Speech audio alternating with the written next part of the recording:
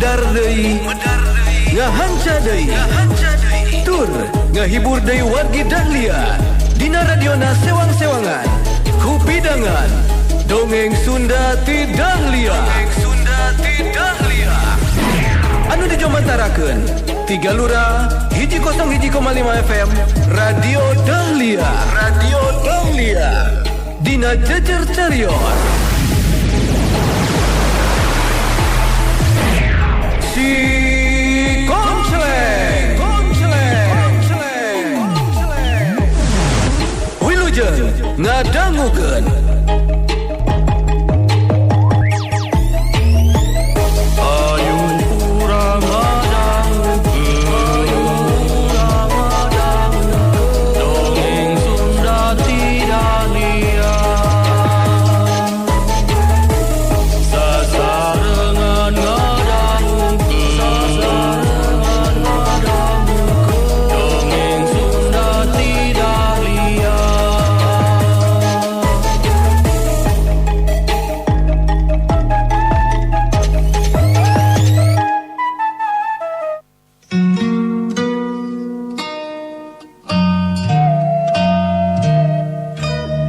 wargi Dahlia prawira masih tarung sareng Umayi sabantawi si Konceleng nuju maluruh buah Sunyaluri tos ngawitan kenging wowongan di salah sawios anu gaduh warung yen buah Sunyaluri teh aya di Pasir Kamuning anu diparebutkeun ku para jago-jago. Urang lajengkeun serial Si Konceleng dina jejer carios Si Konceleng Lawang Saketeng.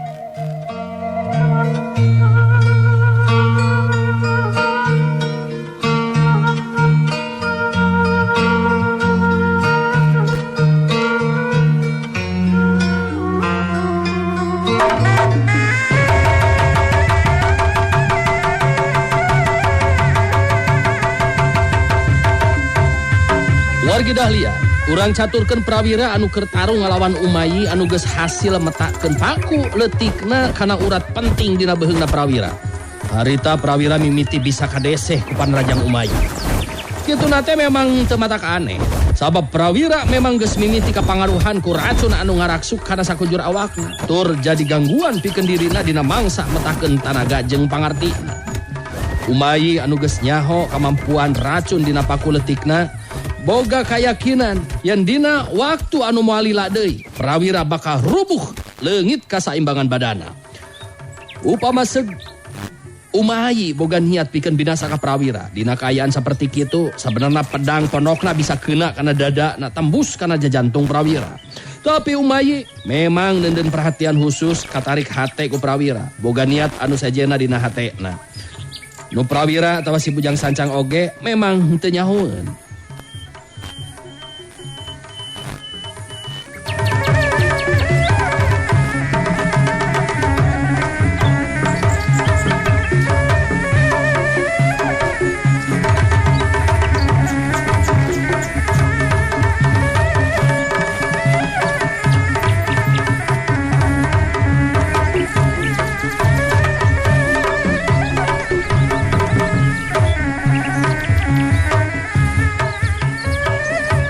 Wargi Dahlia prawira nyobaan terus ngimbangan daya panarajang lawan nuju jeung kamampuhan dirina anu karasa beuki ngurangan.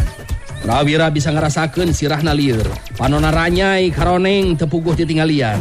Tanaga oge geus leuleus beda ti biasana. Aku leutik anu ngandung racun geus bisa dicabut ku prawira, tapi tangtu be racuna geus ngaraksuk bareng jeung geteran getih. Akhirna runtuyan panarajang Umayi mangrupa tenggelan jeung tajongan mampu ngarubuhkeun prawira anu akhirna prawira rubuh maring lemah. Dah, ceblok, dah.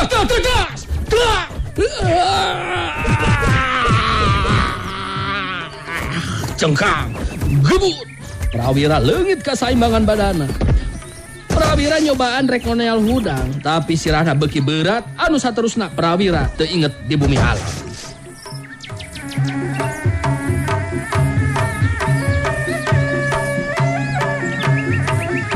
Komar anu ningali kana eta kaayaan geus teu miceun deui waktu gura-giru init ninggalkeun eta patempatan. Prawira anu geus rubuh tur teu inget ti bumi alam. Si Bujang Sancang anu sadar tina kapaehanana bungah anu lain di kieu na waktu ningali kaayaan prawira geus rebah maring lemah dina kaayaan teu inget di bumi alam. Si Bujang Sancang ngoneal hudang terus nyokot pedangna anu ngagoler dina luhur tani. Ningali si Bujang Sancang mesat pedang bari ngalengkahkeun sukuna ka lebah prawira anu kapaehan, Umayi gancang nyamperkeun bari nyarita. Kang Sancang, prawira anu teu kudu nepikeun ka binasa di ala jiwana. Bujang Sancang kerung neuteup seukeut ka Umayi. Tak can ngartieun kana maksud omongan Umayi.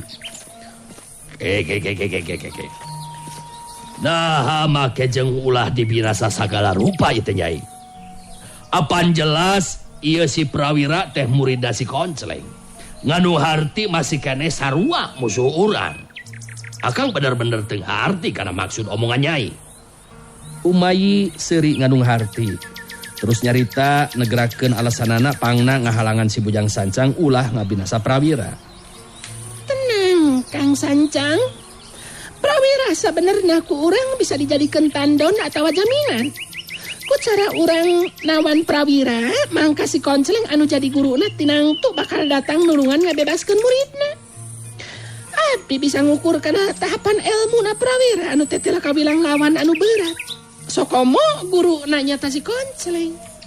Tapi lamun si Koncleng anu datang ke tempat urang, mangka Mbah Baloga kiramu oge urang duaan bakal siri bantu mangsa maragatkeun jiwana si Koncleng. Jadi sasaran anu utama dina waktu ayeuna keur urang mah lain prawira, tapi si Koncleng.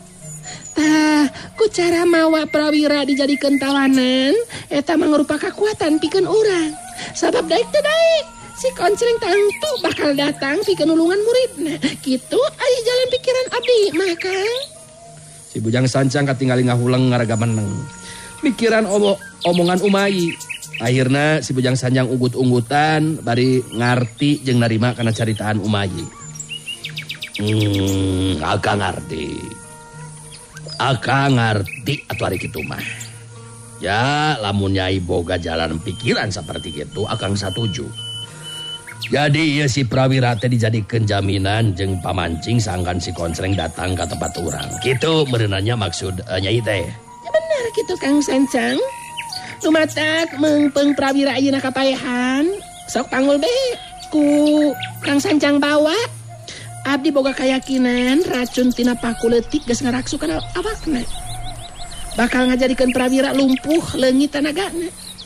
Ayo ayeuna mah urang bawa ninggalkeun ieu patempatan Kang. Ya ayo atuh Nyai lah, ari kitu mah akang satuju. Geus kitu mah si Bujang Sancang terus manggul prawira anu teu inget di bumi alam. Geus kitu mah duanana terus ninggalkeun lembur Mekarjati.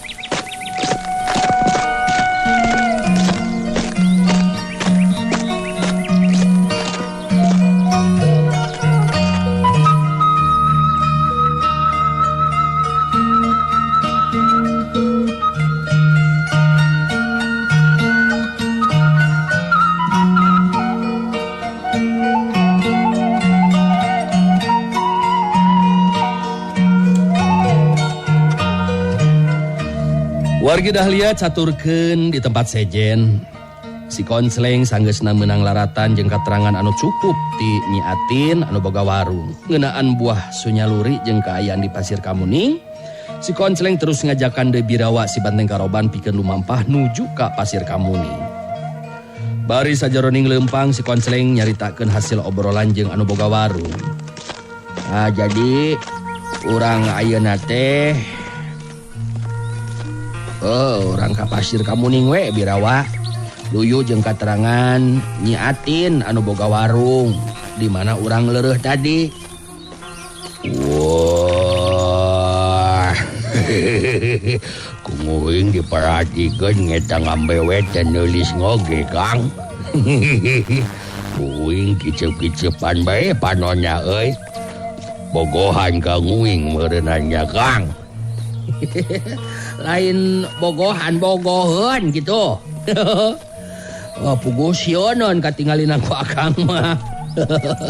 Tapi keun bae ulah make jeung mikiran ngambewe ari cek akang mah.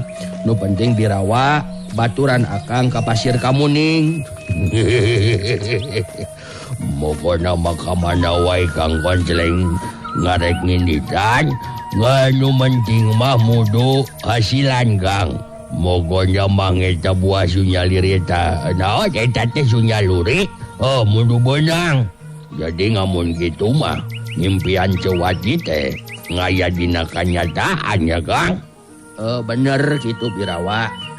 Lumatak ayeuna mah geus teu kudu bingung deui anu kudu dituju teh. Eta ayeuna mah ka Pasir Kamuning. Tempat di mana ayana buah sunyaluri teh.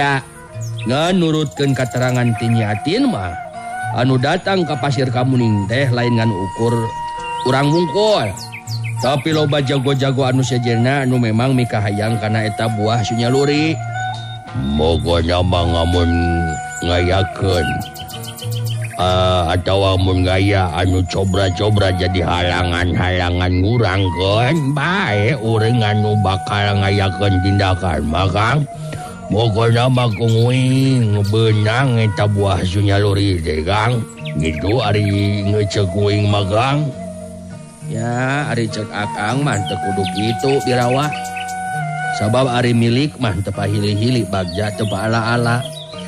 Upama memang eta buah sunyaluri teh hak bagian Laraswati pamajikan akang, tentu bakal bisa kapimilik jeung beunang ku urang. Ngan sabalikna, lamun memang lain hak keur urang, sanajan dibelaan meunang maksa oge, eta can tangtu kapimilik ku urang. Ngapina ngari Cewati mangapanya neuker ka kandungan Kang. Jadi mudu bisa pimilik ku urang. Mogonya mah mudu beunang ku urang eta buah sunyaluri teh Kang. Nya kumaha parangna we eta mah. Ngan urang ulah sambarangan jeung ulah sombong birawa.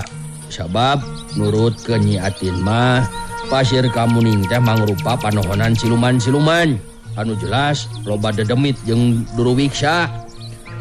Wah, jadina bakal ngaya juri ngamun gitu mah Kang. Napina one lah da ngaya Kang Konceleng. Mokona mangwing deusion Kang. Ngari lebah-lebahna Pasir Kamuning geus tanyakeun ku Kang Konceleng. Geus diberenya akang lebah-lebahna mah. Mudah-mudahan be ulah nepikeun ka nyasab. Pokona mah Pasir Kamuning kudu kapanggih ku urang. Terus lumampah geus poho dikacape. Lantaran memang geus dibejaan lebah-lebahna. Akhirna si Konceleng jeung Birawa tepi ka tempat daerah Pasir Kamuning.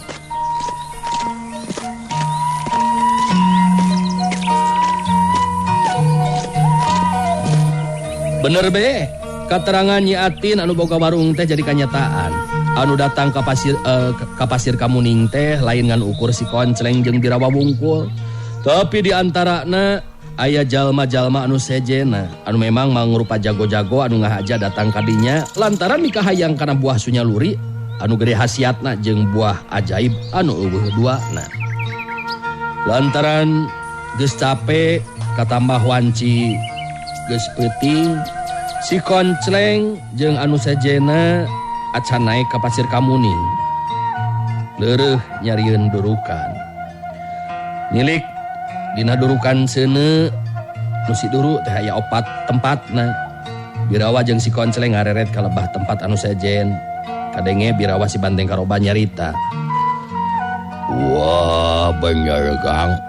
Tetelang anu sejen ngoge sarua ngejeung urang kadarieu Kang. Ngaya 4 gunuk nganu nyeun durukan teh Kang. Tuh, tingali Kang. Bener Birawa, keun bae lah antepkeun ulah rek ganggu. Sabab batur oge sarua we meureunan saperti urang. Hayang hasil naon rupa pamaksadan. Pokona mah ngalah ngumaha oge mudu bisa beunang ku urang Kang. Nganu badak Kang Konceleng mudu bisa menangkeun ngeta buah sunyaluri. Lamun teu bisa ngasil, wah, urang nyeri hati, Kang. Pokona mah karunya ku cewadi, Kang. Sok atuh tambahan deui regang garing na Birawa kadinya geus mimiti karasa tiris ya Birawa. Wayahna be urang sidul heula ieu mah. Tajen isukan urang ngeureuyeuh deui naek ka pasirna mah ka ditu. Ngari nguing mah pokona manguma Kang Konceleng be. Nu penting manguing ngarek nurutkeun Kang Konceleng. Nguing ngarek neangan deui regang garing na Kang ge. Birawa si Banteng Karoban neangan regang garing keur ngadurukan si Duru. Si Konceleng ngadiangkeun dua leungeunna. Angin peuting mimiti karasa tiris hawana dina waktu harita. Teu lila Birawa si Banteng Karoban geus datang deui. Cukup loba regang garing anu dibawana. Diuk deui sila teu jauh ti tempat si Konceleng. Birawa si Banteng Karoban terus ngomong. Ieu mah moal nepikeun ngaparem Kang. Tapi kasubung ogeng urang si Duru ayeuna mah.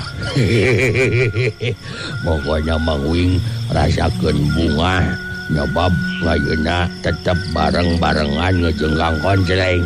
Bener nginteng Kang? Nya bener Kang oge sarua ngarasa bunga Birawa. Sabab lain bae urang ayeuna bisa babarengan jeung Birawa. Tapi leuwihna teh eta upama teh mah aya jurig anu nyiliwuri akang regreg. Sabab Birawa mah geus ahlina dina ngusir jurig atawa dademit mah. Ulah gitu ulah ngomong-ngomong jurig Kang. Pokona mah anu kitu manguing teu bisa ngalawan nya. Anu penting pokona mah ngamun ngaya mau ngamuk gajah matang eta bagian nguring. Napina ngamun ngaya jurig mah eta bagian Kang Konceleng. Pokona manguing teu bisa ngusir da Kang. Da di daerah dieu mah moal aya maung anu ngamuk da lain leuweung atuh. Moal aya gajah nu meta deui. Apan ceuk nyaatin oge panohonan siluman-siluman jeung dademit barakasakan. Matak jelas eta mah bagian Birawa pikeun ngungkulanna. Wah, juga ulah gitu Kang. Entong sieun-sieunnan Kang Uing Kang. Pokona mah ngasal katingali jentulna mah Uing wani Kang.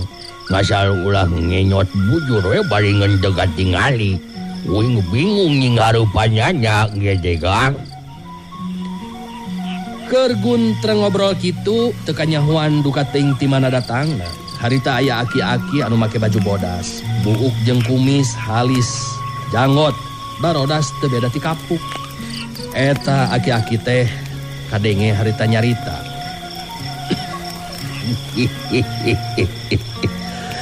Bagi aja ngeunah si Duru mande giris deingnya.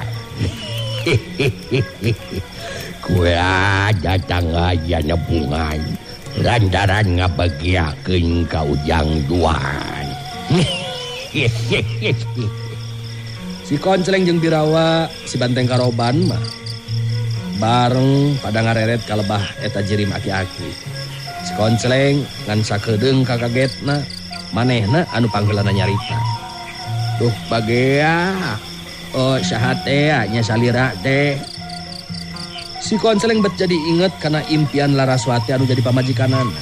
Dipanggihan ku aki-aki anu ngaran Embah Kapuk, kaayaanana teu beda jeung jirim aki-aki anu ayeuna ngajanteng nangtung teu jauh ti si Konceleng jeung Birawa anu keureuh si Duru. Kula anu gadalah Mbah Kapuk jang. Kawilang panunggu ieu pasir gamuning. Kadatangan ujang duaan dina waktu ayeuna tangtu tumali jeung buah sunyaluri ya. Si Konceleng keruh, inget deui kana impian Laraswati. Tetela meneran pisan impian Laraswati teh. Sabab Mbah Kapuk anu nembongan datang dina impian teh aya di kieu na geuningan. Oh, jadi salira teh Mbah Kapuk. Duh, nuhun be atuh ditepangkeun ye Mbah. Sakumaha nu nembe disaurkeun ku salira memang telepat. Pangna abdi dongkap ka dieu teh nyata sejagaduh maksad hoyong buah sunyaluri. Alatan pun bojo anu nuju nyiram memang palai kana eta buah sunyaluri. Mbah Kapuk netep antep ka si Konceleng bari ungut-ungutan terus ngareret ka Birawa si Banteng Karoban teu lila nyarita deui. Ieu babarang anjeung buta geuningan ujang ka dieu teh. Saha deh ujang deh. Jeung eta anu siga buta deh. Saha. Oh, muhun abdi anu katelah mawasta teh pun Konceleng mah. Katu ieu pun dulur Birawa si Banteng Karoban. Jadi datangna ka dieu teh hayang buah sunyaluri lantarannya kanu jadi pamajikan. Jeung eta buah teh keur pamajikan. Nyiram meureunan hayang eta buah ya. Geus nyaho kana kaayaan eta buah sunyaluri aduh ya benerna. Birawa si Banteng Karoban geus leungit ayeuna mah kakagetna. Rada tenang ayeuna mah. Harita manehna terus milu nembrong ngomong. Oh, bener ngembah. Pokoknya mah cobra bejakeun kangayaan eta buah sunyaluri teh mah. Pokoknya mah nguing hayang dengekeun ngomongan Mbah Kapuk. Ngajak ngomongkeun. Si Konceleng oge kadenge harita nyarita deui. Ya upami salira embah memang bade masyah nu uninga man teu aya lepatna. Margi abdi mah memang tacan terang naon-naon. Kituna teh lantaran dumasar kana impian pun bojo be ieu mah. Nah kumaha kitu ngeunaan buah sunyaluri teh Mbah Kapuk? Mbah Kapuk masih tetep dina kaayanang tuh. Nah bagi paneteupna sakedeung ka si Konceleng jeung Birawa teu lila terus nyarita deui. Ieu jang Konceleng. Buah sunyaluri teh bisa katingali ngan ukur sabulan sekali. Dina mangsa keur bulan purnama. Wanji tengah peuting kakara bakal tembong katara. Jeung eta buah memangan hiji-hiji. Nah, ente dua ente gitu. Nu badak moal bisa upama buah hiji dipikahayang kula bajar mah. Lian di eta aya deui anu sejenna. Nah naon anu sanesna deui kitu mah? Si Konceleng jadi penasaran. Ya buah sunyaluri teh ayana di puncak Pasir Gamuning.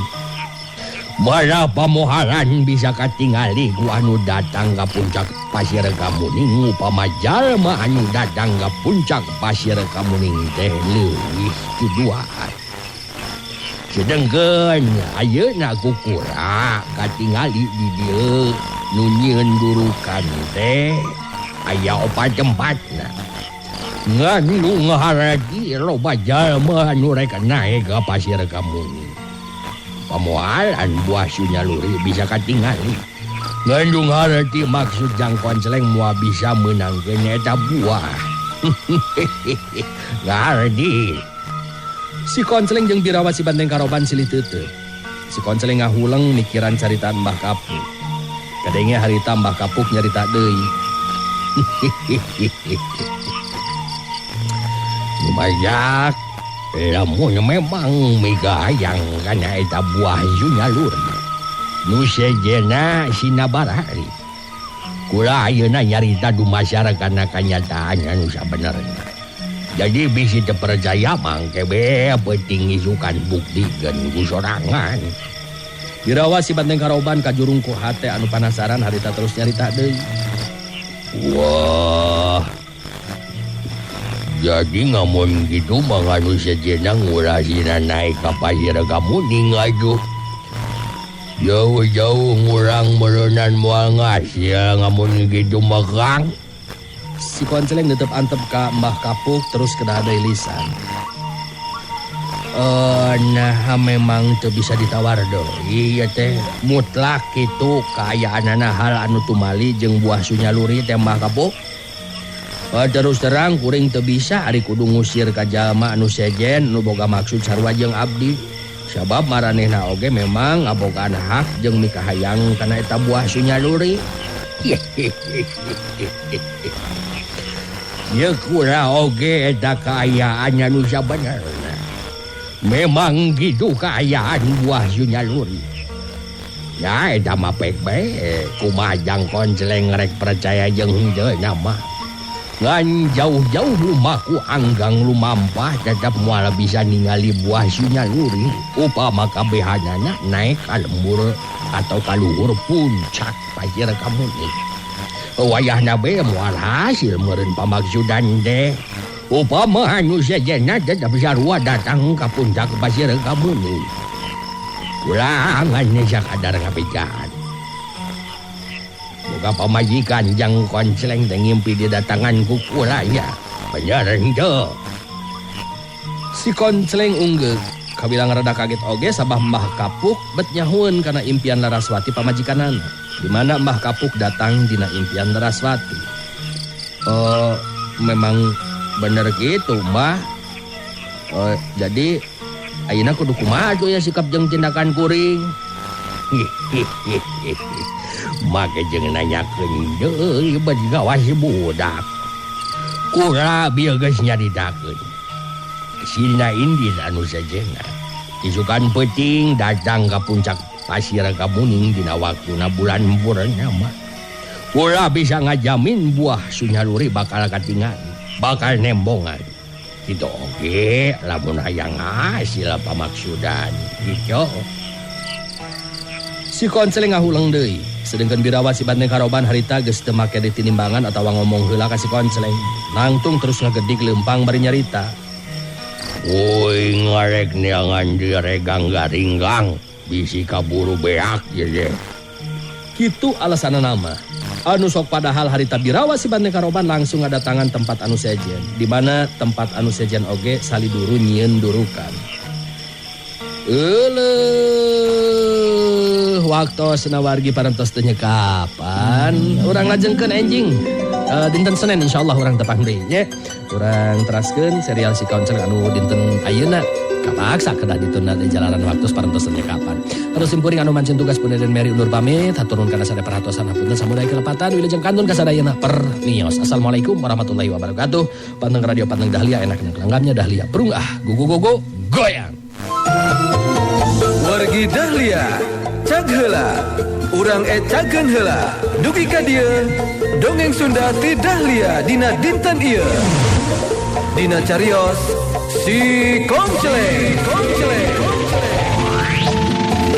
tong hilap ulah dugi ka kantun enjing patepang dangu deui dina acara sareng tempat anu sami mung di 101,5 FM Radio Dahlia.